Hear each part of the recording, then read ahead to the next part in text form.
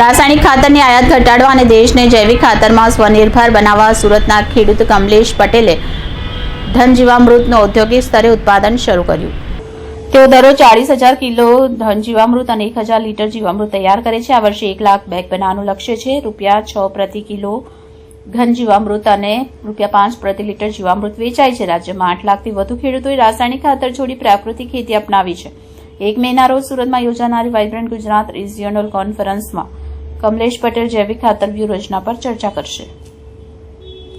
મારું નામ કમલેશ કે પટેલ, ગામ અંબેટી, તાલુકો પલસાણા, જિલ્લો સુરતનો રહેવાસી છું। મેં 2016થી પ્રાકૃતિક કૃષિની શરૂઆત કરી છે અને પ્રાકૃતિક કૃષિની શરૂઆત કર્યા પછી મારું જે ઉત્પાદન મારા મિત્ર વર્ગોએ જોયું તો એમણે કહ્યું કે ભાઈ આ ખેતી અમે કરવા તૈયાર છીએ, પણ આ ઇનપુટ જે અમને તૈયાર મળે તો અમે આ ખેતી અપનાવી શકીએ એમ છે। તો મેં 2017માં ઘન જીવામૃત બનાવવા માટેની શરૂઆત કરી હતી।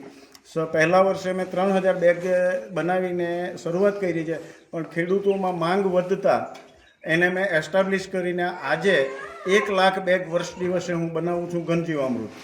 અને સુરત જિલ્લાના મોટે ભાગના ખેડૂતો સુધી પહોંચવાનો મારો પ્રયાસ છે અને એવું આશા રાખું છું કે સુરત જિલ્લાના મોટે ભાગના ખેડૂતો પ્રાકૃતિક કૃષિ કરતા થાય।